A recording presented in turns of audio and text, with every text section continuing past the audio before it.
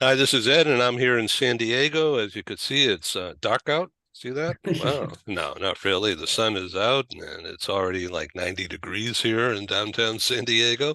And Christian Ter-Nedden is in North Orange County, California, about 150 miles north of where I am. And so do you have your AC on in the house? Yes, I do. hmm Yeah, we haven't resorted to that. We're right by Seaport Village here. So even though it's humid and going to be a hot day today, haven't resorted to putting on the AC yet. And so Olivia, do you have the heat on in your house or No, definitely no? not. I have the AC. I have the AC. Yes, I actually have also a standing fan that's blowing my way because it's hot here in my office. So the AC's on, and also my little personal fan is also on today. Okay, welcome Olivia Bahrami. Did I pronounce that right? Thank you. You got it. Okay, great. What's the background of that name? So my husband, he is from Iran. He's Persian. So I took Mhm. his name after we married, and actually our 10-year anniversary is coming up next year. So Congratulations. yeah, it's kind of a nice time to think about what we're going to do for our 10-year Mhm. wedding anniversary. So yeah, that's the background. But I'm actually I was born and raised in Romania, and I immigrated with my family to Mhm. Canada 27 years ago. So most of my life was here and still is in Canada, and I really enjoy it. Oh, that's really good. So we are definitely international today. Of course, Europeans, 2-1 here. yeah. So Christian, tell our audience and Olivia about your background. Sure. I was born in Germany, moved to Switzerland, to Zurich area when I was 9 years old, and then went to school and then university in Zurich. Spent a year at the University of East Anglia in Norwich in the UK as an exchange student, and then met my now wife, and we just celebrated our 21st anniversary. While I was teaching advanced business German in Zurich while completing my degree. And we decided 24 years ago to move to Orange County, California, where she's from, and have lived there ever since. Don't intend to move away from there anytime soon. And yeah, I have two daughters, 19 and 15. The 19-year-old is going to college. The 15-year-old is going to be a sophomore in high school. And also, Olivia, we have a very good friend who's from London, Ontario, and now lives in Oh, Calgary. And we see her every awesome. few years. Yes. Isn't that interesting? Okay, so I'm going to move my screen here a little bit so you could see Europe at night here because in honor of you two, our guests. Oh, wait a minute, am I in the way? Yeah, well, you can't really see it. I'm sorry. You can see Ah, Scandinavia. Oh, yeah, you okay, there can. we go. Yeah, Now there's the I boots. will Oh yeah. There's just, Italy. Yeah, I yeah. am in the upper space station disappearing, as you can Yes. see. Okay. Well, I can't figure out how to do this screen. Never mind. I'm in Southern California. I relocated myself and my business from Boston, which is 3,500 Mhm. miles that way or so, and in 1980, a long time ago. And at the time, I was publishing print glossy color magazines, which I called U.S. Bound Relocation Guides. And so we had a whole series in which I owned and operated. I still own them, but they're dormant. And California bound, New York bound, Texas bound, Chicago bound, Miami bound, Washington bound.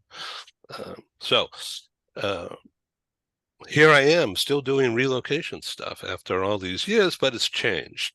And one of the ways it's changed for the better is doing these talk shows. Um, COVID shut down my live conference business, which I had been doing forever, since 1984 was my first live event, and it was produced in partnership with the Los Angeles Economic Development Corporation as a site location and corporate recruitment, land development guide. And so we partnered with the LA Chamber of Commerce, and the magazine called California Bound Professional Relocation Guide became the official newcomer guide. And over the course of the 80s, the LA Chamber became my largest distributor, and they purchased across the 80s more than 100,000 copies at $10 each. And rather than make investments and venture capital and all that, we survived very nicely at the time through just direct business, organic growth. And so we started doing conferences at the LA Chamber and downstairs in their luncheon. And they wanted me to help them sell memberships, all right, to the chamber. I said, okay, I could do that because I deal with these realtors and relocation companies and developers, etc.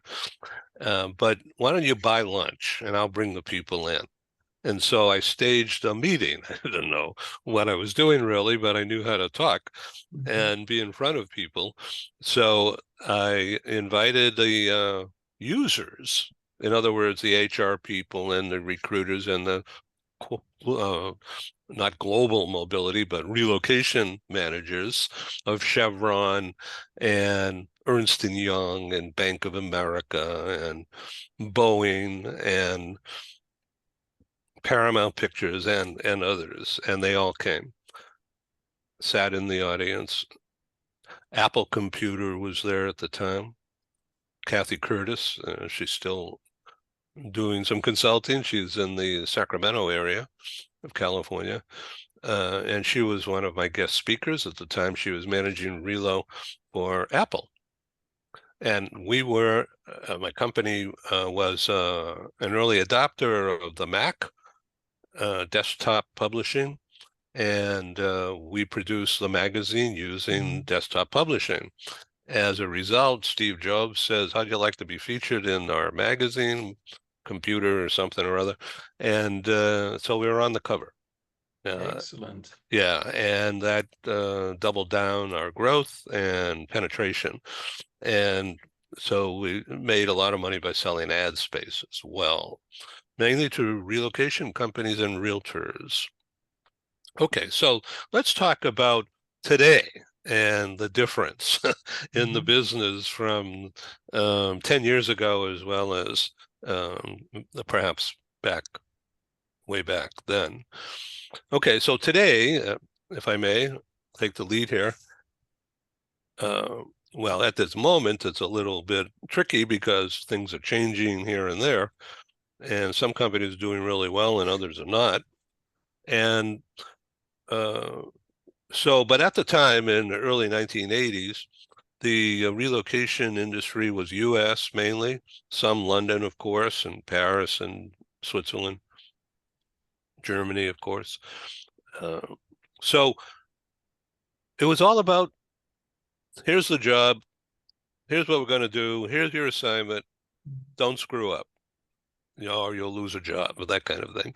Okay, and now today it's completely different. It's so people-oriented, service-oriented.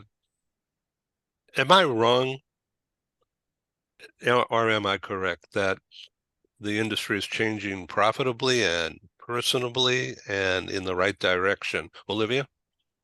Yeah, absolutely. I have to agree with you, Ed. I think what I've seen over the years is that RMCs, they all offer the same type of services, but their approach and how they service their transferees or relocating employees is different.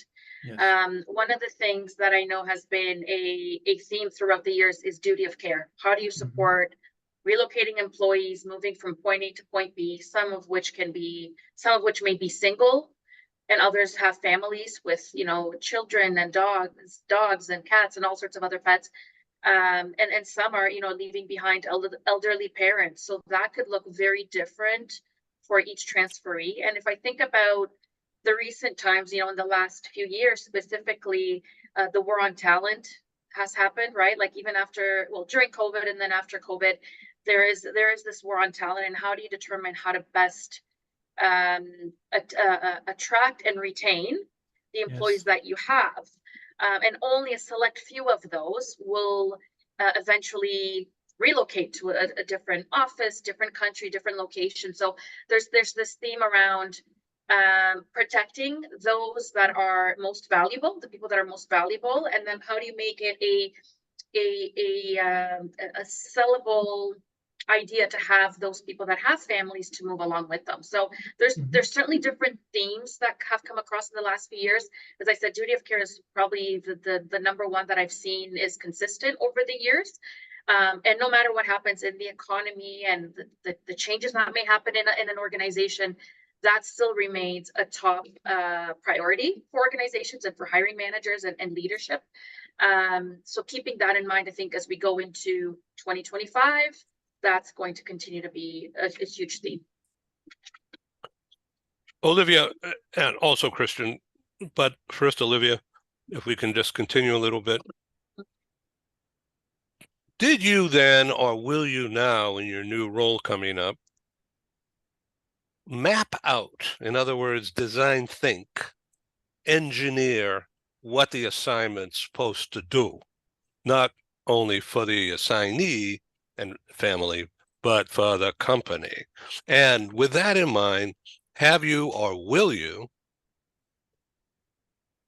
hire coaches to assist the transferee, the assignee, along the way, mileposts along the way, rest stops, if you will, where they pause and review what issues have you had, what problems are there, what are your successes, and what are you going to do next? And then off they go again to the next checking point sometime down the road.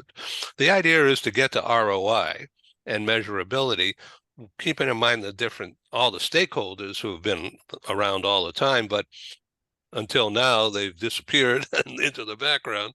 But now it's important that everybody's on the same page, i.e. mobility is stepping up, or they're allowed to step up. Okay.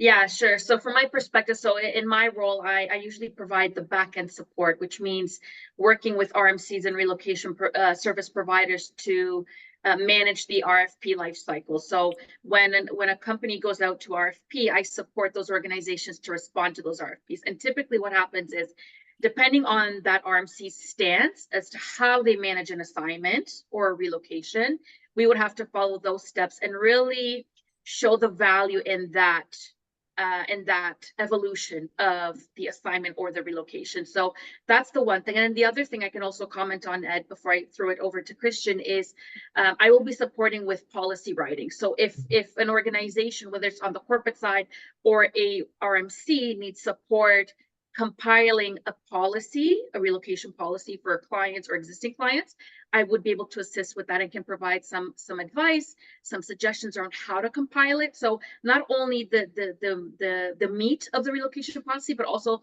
the look and feel of how we present this policy, the relocation policy, to clients and potential clients. Yeah. So from my perspective, that's where I would be able to support. Christian, I'll send it over to you. Well, this is great. This is one of the things that I would like to do next. I'm in between jobs after 20 years in the relocation industry with 2 different RMCs. And that's where one of the ways where I see myself being of use to an employer, designing policies, helping to define also the strategy. What do you ultimately want out of this assignment? And it's not just financial. In terms of how the industry has changed, what I've seen is definitely also the duty of care. I agree with all of what you're saying, but at the same time, also this massive focus on cost. When I started, let's say the first few years of my mobility career as a consultant, with a lot of clients, they were very, very generous. And it wasn't just exceptions, that too, but it was the policy in itself was already extremely generous, which was nice because you could learn all about the benefits, right? It's kind of hard to learn how to be a relocation consultant when all you're doing is household goods. So that was very helpful, but it was a bit of a shock that after the financial crisis, and that's where I would say it really changed, all of a sudden you had to do a whole lot more with a whole lot less in funding. And it was a constant struggle to explain to clients that, well, if you decide to limit funding, we understand why you want to do that, but also be aware of the outcome, right? Be aware of people who say, I cannot afford to move.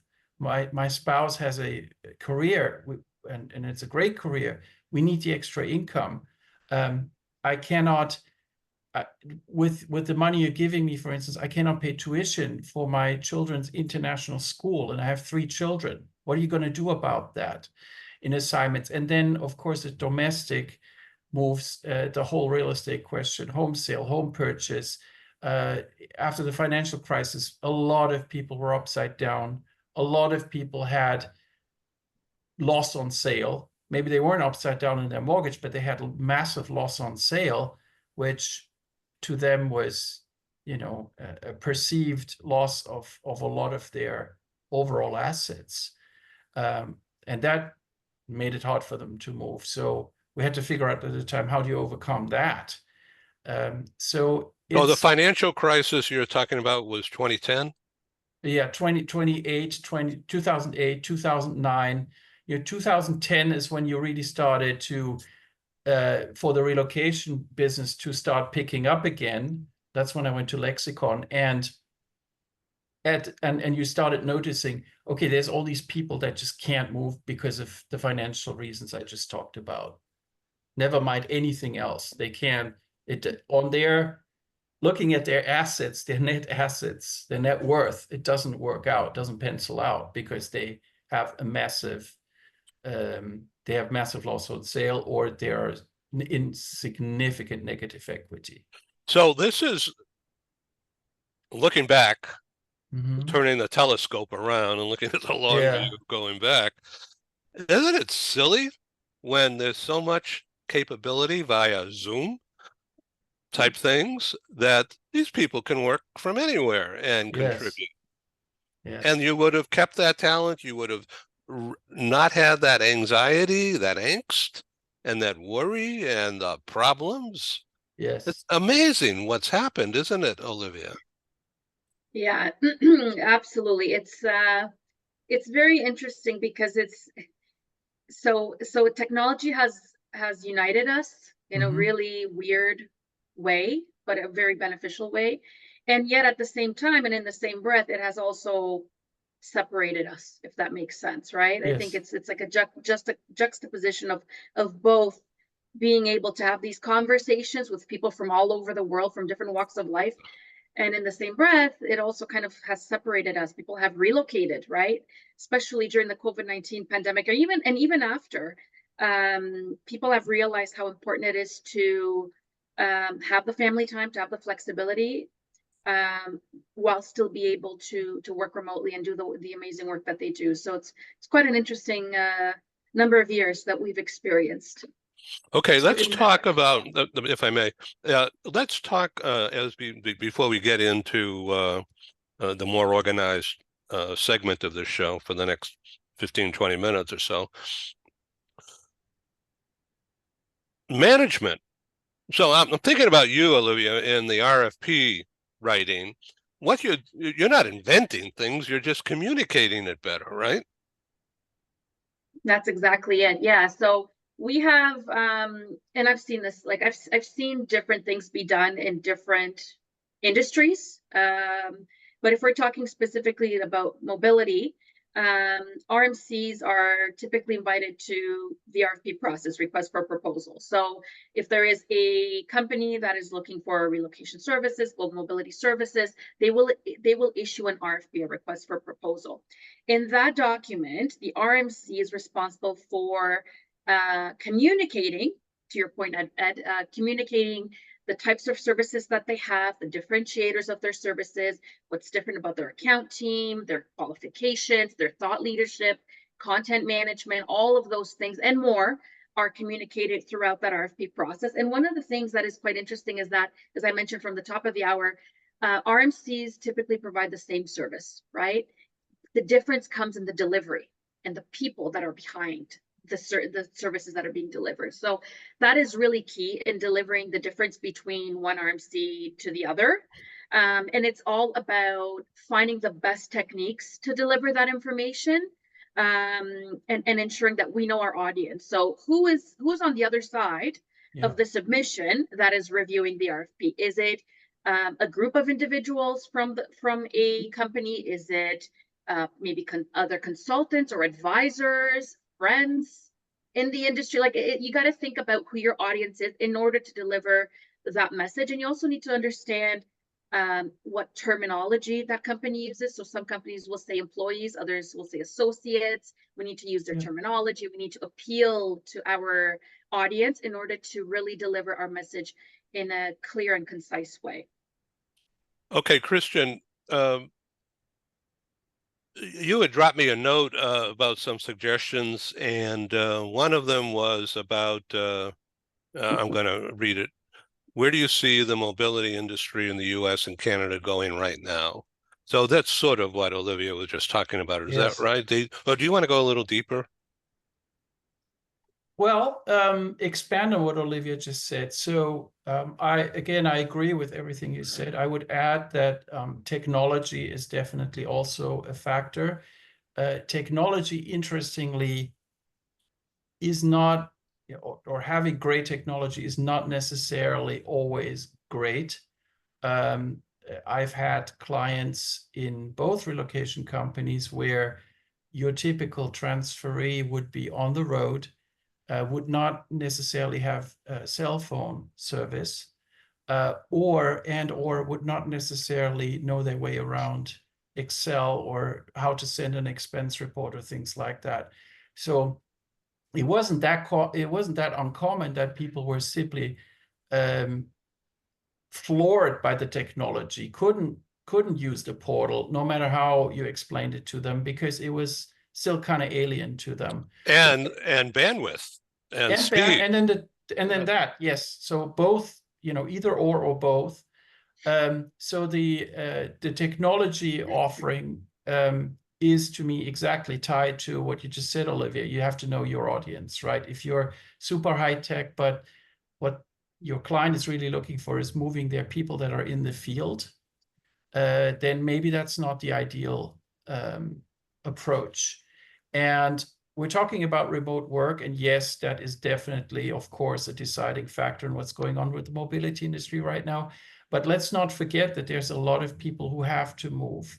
I'm thinking of nurses and doctors and people in the mining industry and people in the oil and gas industry. If they're fixing a pipeline, they can't do it via Zoom, So retail is another one. If you open a new store, you have to have people there literally in the store. So all of this is still also ongoing. And I think what's tricky right now is to figure out how to recognize which people, which clientele still has to move and why. And then adjust your service offerings to those clients and to that need. So I think that's another big change. You can't have I'm more used to a one-size-fits-all, particularly from my first relocation management company experience at Cardis. And now it's much more complex. And as I said earlier, it's also much more cost conscious.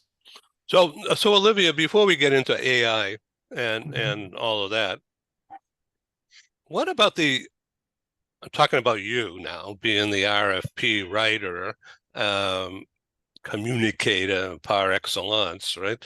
So what about the emotional EQ, IQ, EQ, upskill, reskill, and the human approach, particularly a female approach to family issues, et cetera, front and center, not an afterthought in the RFP process.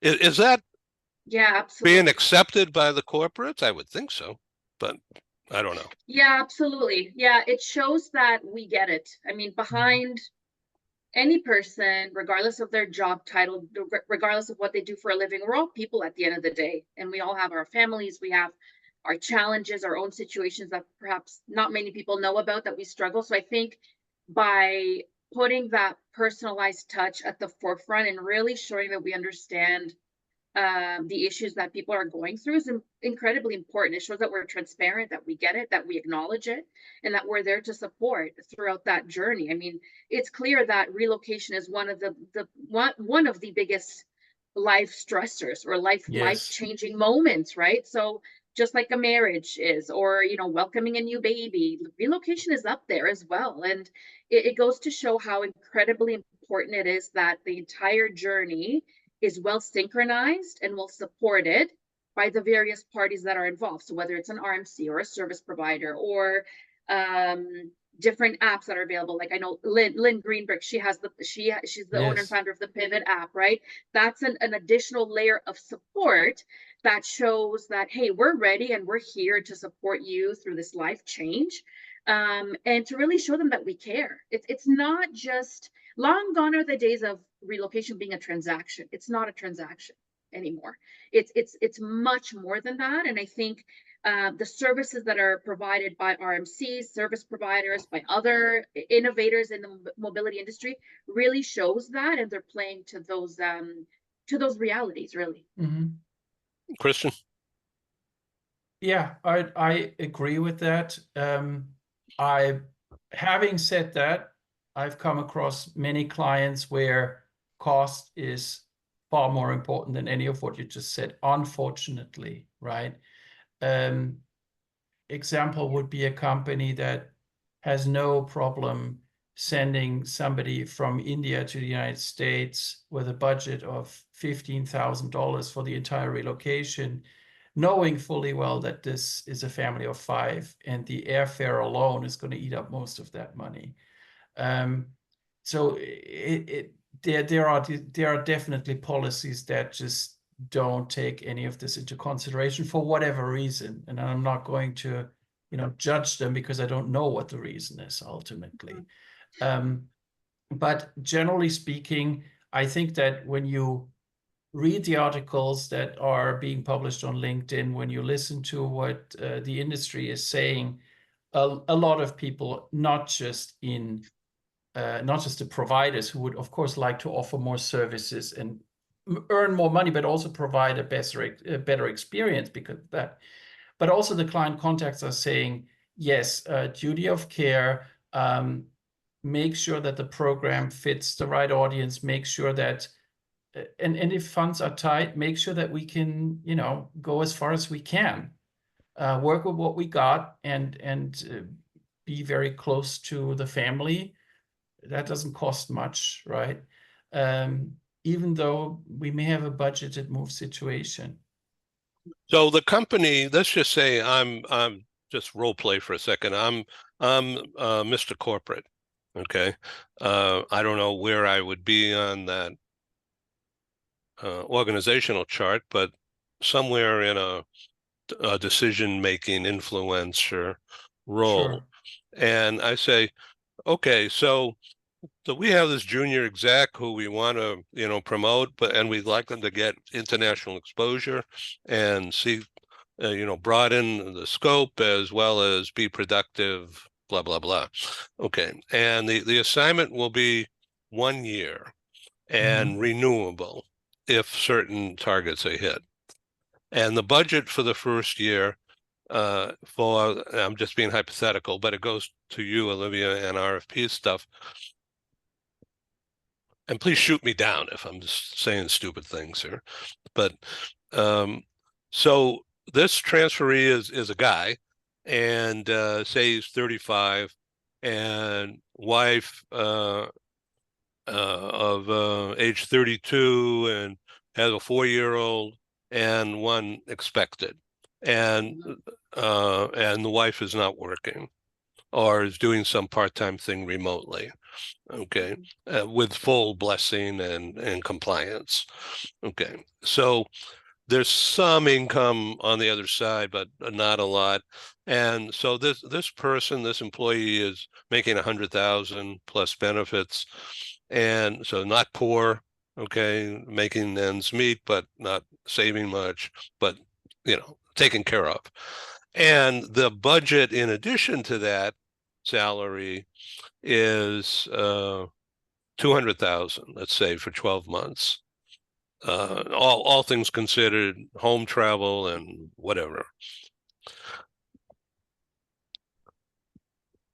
Is there coaching built in? If there were, who would do it, and where would it come from? It would be remote, right? But how when in you, I'm stumbling here because I'm out of my league, really, fish out of water. Tell me, will companies consider hiring a coach to ensure their investment goes right and to ensure that the assignee is not going off the tracks, or to provide a feedback loop back to the company that, hey, we've got an emotional problem at home and it's impacting assignees' production for sure. And do you want to pay attention to this and hire somebody to counsel? And or would they just say, no, we don't want to spend any money. If the guy can't do it, then we'll kill it. So are you How do you handle that kind of frankness? So are you asking from the perspective of this is the situation? It's almost like a The case study corporate. within an RFP? Yeah, and then how do you write an RFP to deal with that reality? You're being told by the corporate, this is it, and don't ask for anything more. Yeah, I mean, I think there's a couple of things that I would consider. And again, this is all very much based on the scope of the RFP, the situation, the transfer, all of those things need to be considered. But if I just think about it in general terms, one of the things that I would think about is engaging with a service provider that could support with some of that. So one of the things that comes to mind is, in order to make the move a little easier, if I think about the spouse, maybe she could be offered spousal career support, right? Like that could be something that could be thrown in there, right? As part of the kind of to sell him on this idea. And I mean, there's other services too. Again, depending on where they're moving, could there be cross-cultural training? Is there language training? Like we have to look at the entire scope of the move. Where's this family going? What sort of services are they going to need? In addition to all the other ones that are typical in the evolution, in the journey of a relocation, like household goods support, right? Area orientation, like all of those, the core services, those could be some additional things to consider on for the wife, and then for the children as well, to see what sort of schooling there is available, look at the neighborhoods in which they would be living. All of those things, again, they need to be factored into the move. And I think at the same time, the corporate team will need to evaluate, is this the type of town that we want to retain? Do we see this person working here long term? And if so, we need to make the appropriate investments and the appropriate business cases to sort of facilitate this move and give that employee and his family what it is that they would need. And I know that doesn't always happen because, to Christian's point, there's cost constraints, there's all sorts of challenges that come into play depending on how large a company is, how much funding they have available, what their budgets are. All of that plays into the situation. And how much they know. Yeah, exactly. Yeah. Okay, so Olivia, let me go to the next step, and we have about 15, 17 minutes remaining here. So I'm going to stop talking after I say this. So it's a young family, not very young, but young, as opposed to my age or your age. And the spouse, in this case, a woman, is dealing with the imposter syndrome. Or let's say they're in France, and although there's a lot of people who speak English, they don't want to speak English, they want to speak French. And somebody has opened a door, a social door, and to invite the spouse to meet people and do what Lynn Greenberg did, get away from being alone, get out and meet people. But she's insecure that she doesn't want to look like a jerk or a dumbbell, and doesn't speak French, and the first time assignee. And so this lady's going to feel terrible and is going to take it out on the spouse, okay, some way or another, until they resolve this issue. It's an emotional issue as well as a practical issue. What do you do as an RFP, communicator, if you will, Mhm. marketing approach? How would you solve this problem? Yeah, it's a good question. I would think back to what sort of policies are applicable and available to this or to this family. One of the things that I would think about if I put myself in that woman's shoes, what would I need? I would need language training if I have zero working knowledge of French. I think that would help my confidence and my ability to communicate and put myself out there. Yeah. Cross-cultural training that I talked about a little earlier, I think that would also be beneficial just to see what are the differences between my upbringing and my life up until this point where I lived compared to the social norms, the lifestyle, the society of what is France. So I think we need to think about where is this family coming from, where are they relocating from, and where are they going to. So if they're a family living in North America, we have our own ways of living, and we're accustomed to a certain lifestyle in North America, right? In the US and Canada, and how is that different to the US, to France? So I would leverage and ask what additional resources are there available to me as a spouse if I'm relocating for the benefit of my husband to a new organization or to an existing organization, but in a different country. So I would really want to have that clear from the get-go so that my transition is as smooth as possible, not only for my husband, but also for my children. I think that would be important. So taking some ownership over asking questions, being proactive, getting as much information as possible, whether it's from the company or the RMC that is helping with the relocation. I think that would be incredibly important. And again, seeing what other resources are available to me. It would be very, very helpful. So, Christian, does that sound doable?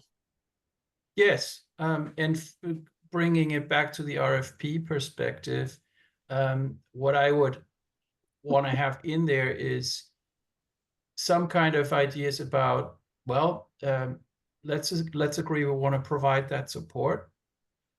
What's the price point, right? What can we do with $1,000? What can we do with $5,000? What could we do with $10,000, considering your 200,000 that you just brought up? Try to figure that out, and then do what Olivia said, right? And then look for the services. And I know that they start from free. If you were on let's say a Facebook group or a meetup group, that's free, right? So that's where you start. And then you could have, on the other hand, you could have somebody higher up who's a decision maker and controls the budget say, you know what, that's a brilliant idea. Let's say in our RFP, what we want is maybe a $10,000 budget kind of factored in, built into the pricing model and everything else. And let's say we allocate that to resources, mental health resources for the family. Don't call it mental health, but you know what I mean. Support, emotional support, whatever you want to call it that. And then you figure out what can we do with Rickland Edgerton for spousal assistance? What can we do with Pivot, with Lynn? What can the destination services provider do that's already being paid to help them find a home? They are very well connected in the community. They have all these resources that it doesn't cost anything to share them. So it will be a mix. And what in an RFP, what you would be looking for and what the RMC should be offering is any price point you throw at us, we can offer something that makes sense and helps, from free, and you get what you pay for ultimately, right? So from free to maybe a school choice international with full curriculum comparison, and that's the highest level I can think of in that area.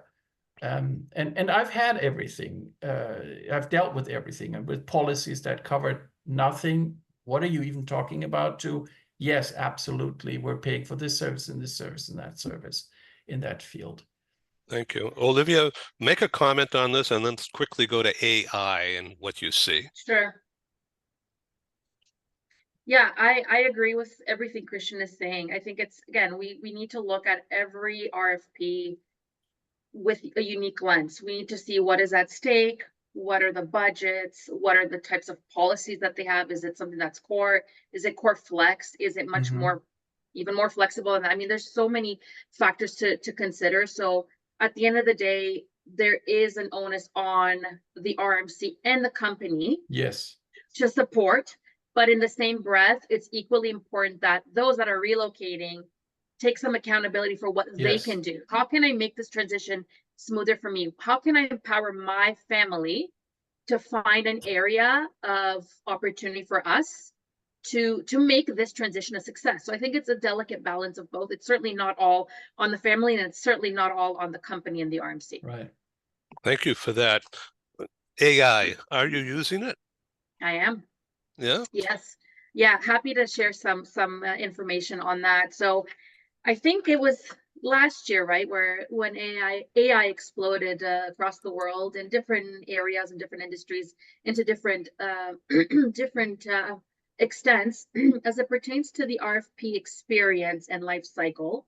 What I can say is that there are some RFP software or developers or tools that have integrated a generative AI component in their RFP software. So I'll give the example of Loopio, which is what I've used over the last few years. Loopio is one of the leading RFP cloud providers. They're based here in Canada, just actually in Toronto, but they are a global provider of RFP software. So is that Loopio? You got it. Yeah. Loopio.com? Loopio.com. That's right. Yeah. So they offer not only Loopio does two things. They have a repository where you can house your RFP content. So all of the general questions and answers that you typically use and see in RFPs can be housed in the Loopio library. And it also has a space for project management. So you're able to upload an RFP document, whether it's PDF, Excel, Word, whatever the file format may be, and you can answer those questions from the RFP directly in Loopio with the content of library that you have already generated. And you also need to maintain, because the library needs to be maintained in order to function. So they've recently added a generative AI tool to their software where they use the content that we've generated to respond to questions. So they will take an RFP question. They have a generative AI button that you click, and based on the responses in the library, it summarizes a response to fit that question. Now, that is very helpful when you're drafting when you're preparing a first draft, because typically within the RFP space, the first draft takes the longest because you're working you're starting from scratch, right? I mean, you've got, let's say, 75 questions. It might take you 2-3 days to compile that first draft, whereas with the generative AI tool, it might take a matter of hours. So the time savings are huge, the opportunity is huge, but I do want to caution by saying that Gen AI can only take us so far. Yeah. I don't foresee Gen AI or AI, for that matter, taking over the RFP space. There's still very much a need for the human element, where we're reviewing responses, we are customizing responses to make sure that we are tailoring the response pertaining to that opportunity, to that industry, to that client. AI can't really do that, at least not yet. So I'm a little bit I'm optimistic in that it can save us time in generating that first draft. But at the end of the day, an individual who understands how to respond to RFPs and has gone through the specs of the RFP document and understands how to customize, that person will still need to be there. Okay, so Olivia, marketing. I love marketing. That's my undergraduate degree in marketing. And one of the favorite topics was from my professor, who was a Harvard Business School guy who was old at the time and retired and came back to teaching where I was, which was not Harvard. It was a small school in Massachusetts. But his topic that I loved and I aced, probably because I loved it, was called marketing myopia. In other words, you get lost in the forest of trees rather than maintain a clarity of vision and purpose. Yeah. Because there's so much going on within the under the umbrella of marketing.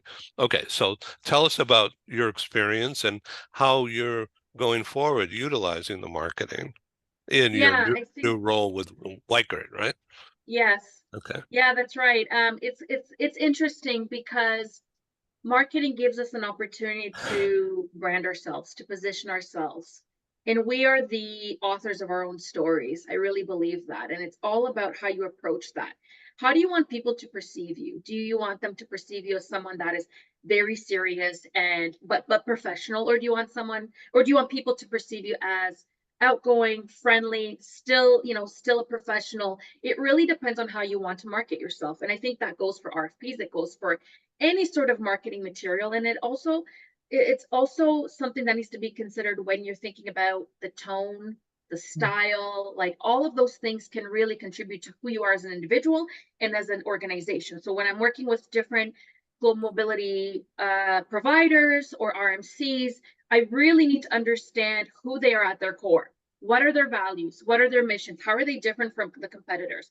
What is unique to them that nobody else can touch, right? So all of these things we need to have a solid understanding for in order to be able to communicate that, whether it's on paper or if it's through a presentation. If you're going to see a client and you want to do a pitch deck and show them your services and what's different about you, that's very important in this environment. And again, we are the authors of our own story, whether it's you as an individual or as a professional or as an organization.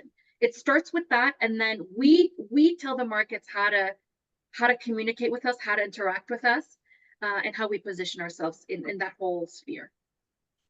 Olivia Bahrami, thank you so much for being my special guest on Global Business TV Network and the Global TV Talk Show. Appreciate it. Please come It's been back. a pleasure. Thank you Yeah. so much. Really great to be here. We have lots of programs coming up, and I'll keep you informed about that. Christian, very nice to have you involved again. Thank you And very I much really for having welcome me. your insight. Thank you. Appreciate that.